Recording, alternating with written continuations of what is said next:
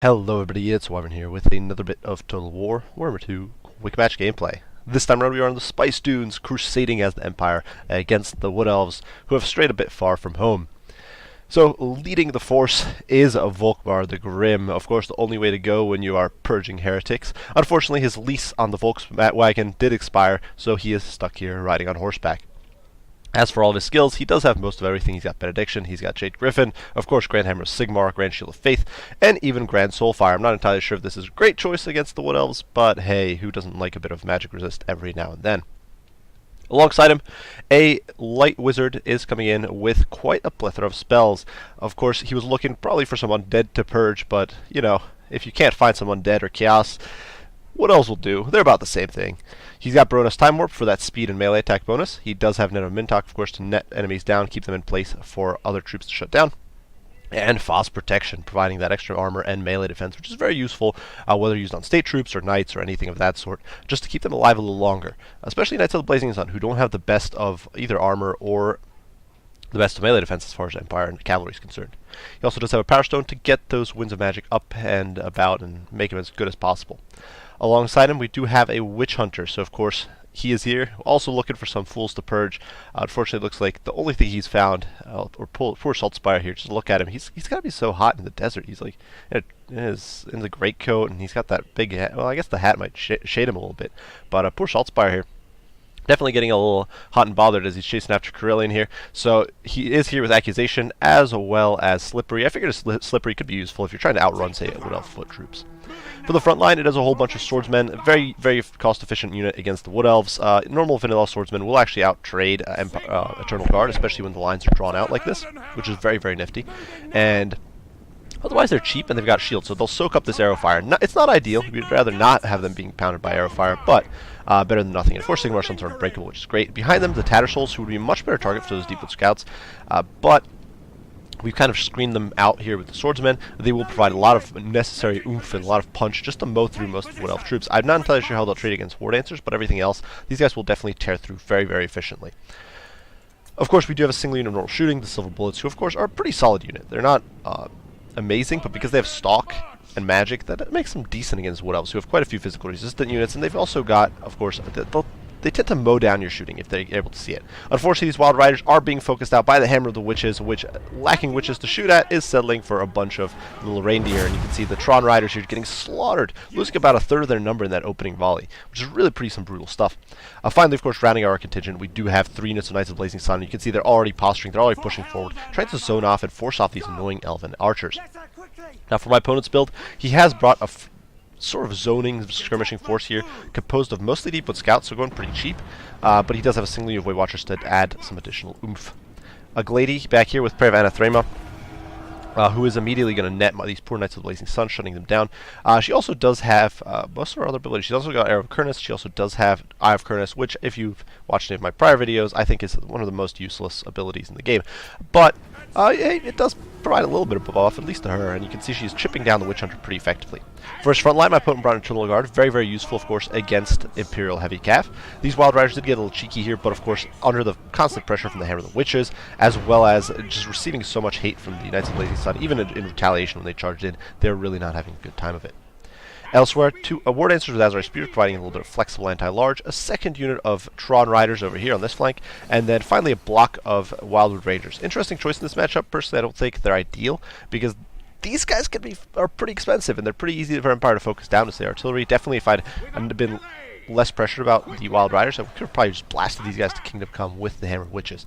Unfortunately for my opponent, though, despite his best efforts, he's not able to stop Volkmar the Grim from coming in and pimp slapping these Wild Riders. In the meantime, his Knights are sort of running a circle. You can see these swordsmen, they've taken quite a beating, but now the Tattersouls are going to get in there. Sigmar Sons are getting in there. We're going to bog down this front line and prevent my opponent from really flexing to help, and you can see Volkmar, of course, no pushover in close quarters. He's got that magic damage. He's just hitting like an absolute truck. He's beating the snot out of these Wild Riders, whose physical resist, of course, is not going to help against his magically imbued hammer and staff. And he's really able to lay the smack down on these guys. My opponent didn't bring a caster, so no heals for him. The Wild Riders are going to come in, but of course, as we all know, Wild Riders are not ideal against the might of the Knights of the Blazing Sun. We're actually going to be hitting 100% magic resist here with the Grand Soulfire. One of their cool little niches is they do have a little bit of magic resist, but you can see with Baroness Time Warp going down, with false protection. These guys, look at those stats: 66 melee attack, 51 melee defense, still that monster's charge bonus, all that armor, and all that mobility. They're up to 89 speed now, and they're just able to run amok, diving into the backline, shutting down these Way Watchers, and yes, they're being pressured, but you can see the cannon now shooting at the War Dancers, that's why Spears, just mulching them, probably doing a bit of friendly fire to these poor Knights as well, but of course with the Volkmar in there providing Benediction, these guys are not going to be breaking anytime soon, and unfortunately that Heir of Kurnus is a little wasted. Once again, for those of you who don't know, Volkmar's got some built-in magic resist of his own. If we look, it's 25% here, so definitely pretty solid. And the ward save, I'm not entirely sure what that's from. He has a ward save active. Huh. Oh, from the Grand Shield of Faith. See, I don't even know. I don't even know the abilities. Ignore me. But either way, the swordsmen here are hacking and slashing through these spearmen. Not doing too hot, but you know, it is what it is. We're kind of bogged down this front line. The balance of power is starting to shift out in my opponent's favor because, as you can see, these Knights of the Blazing Sun managed to pile through. They're slaughtering these deep scouts.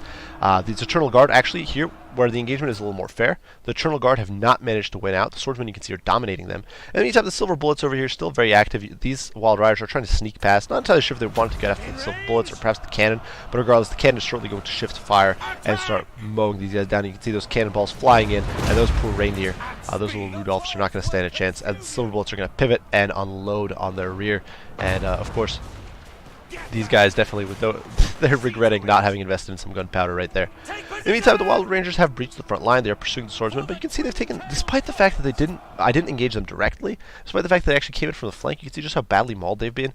In the meantime, the Witch Hunter here is going to be chipping away models left and right with that slick 360 no-scope action. Actually picks off like 6 models there, was it? It's ridiculous. Look at that power. Just let's look at another shot here. Is he going to get another shot? Oh no, he's shooting at some. Oh no, he shot one of those Wild Rangers in the back, which is kind of sad. But in the meantime, Volkmar is able to beat the snot out of this Glade Lord. These swordsmen pursuing these Elven troops back. The swordsmen and the Light Wizard over here getting into these Deepwood Scouts. And in the meantime, Knights of the Blazing Sun, you know, they're running amok. And even if these War Dancers get in their path, they're going to be able to mulch. They've just got so much power, so much speed, and they're just plowing through them, doing so much damage. Immediately, the leadership buckling on these units. The Crusade marches on, and with that, the poor Elven force is just going to snap to that raw display of Imperial might. So, I found that it was surprisingly effective. Now, as far as optimal builds go, the Crusade build is not necessarily optimal against Wood Elves, but it's not bad either. The only bad choice as far as this match goes, I think, is the Witch Hunter. Light Wizard is debatable. I think in some cases you might want to say Earth or a Life Wizard, or there's other lores you might prefer. But as far as this matchup goes, I do think, except for the Witch Hunter, I do think this is a rather well-balanced, well-equipped build. Hammer Witches, you always want some artillery to pressure the Wood Elves, to force them to you, or to really punish them for staying at range. The Knights of the Blazing Sun, valuable unit, incredibly mobile for an Empire heavy cav, without being bank breaking like Demigryph Knights and paying for stuff you don't really want like AP. Against Wood Elves, you want that. You want the shields. You want the high charge bonus, high model count, just to be doing as much damage as possible on the charge. The little bit of extra HP these guys have over the Demigryphs is actually good, because even if they do get focused down, it's a little harder for them to get focused down with a lot of AP missiles from, say, White Watchers. So very, very useful troops there. Of course, the Witch Hunter. He actually did okay, but I don't think he's the most competitive here. I think you could spend 800 on like 2 more swordsmen, or a swordsman and a spearman or something, and it would be a better investment, in my opinion, just for those extra zoning tools. Silver Bullets, of course, blessing some fools. The Tatter Souls are not bad, and neither are the Sigmar Sons, even though the Sigmar Sons did very little. They essentially took all of the fire from the Deepwood Scouts coming in, so that is what it is. The Tatter Souls, though, 63 kills, are doing really impressive work. They sort of cleaved through those Eternal Guard, and then they pivoted and started slugging out with the Wildwood Rangers. So these guys are not bad, as long as they don't get shot.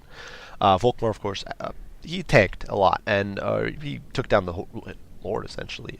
So he did really some good work.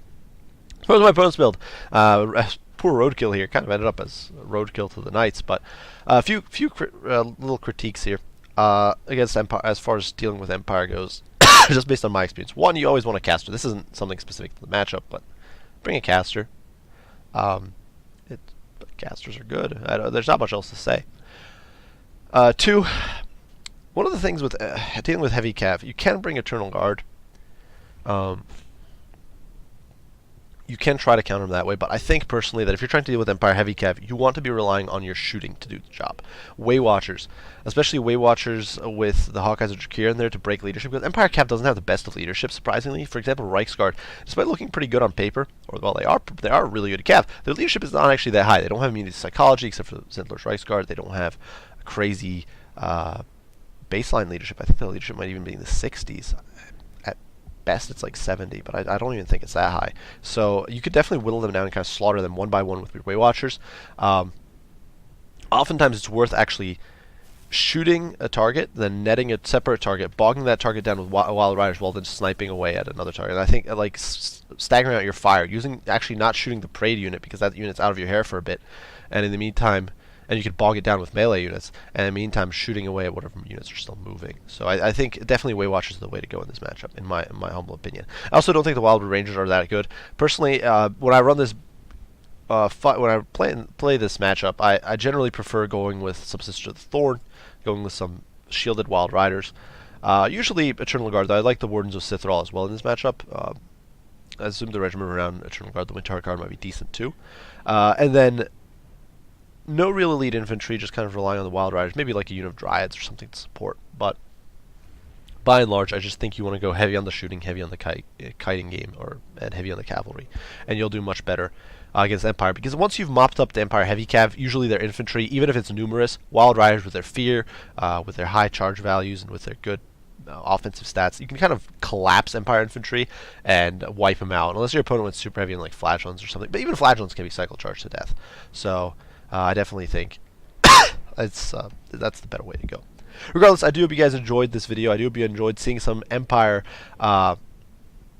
action with the Crusade build. I do apologize for taking this long, but like I said in that Wild video, I was ranting and raving and like seething at the frothing at the mouth there, just seething at the seams. It's been hard. It's been hard to get a matchup where the Crusade build's viable, but this is one of them, and I loved it, and I had a lot of fun. So I hope you guys enjoyed. If you did, be sure to leave a like and subscribe below to keep up with additional content. If you have any comments, any criticism, any questions, anything of that sort, be sure to post them down and let me know. I'll respond as soon as I'm able. As usual, I thank you all for watching, and I will see you all in the next one. Bye for now.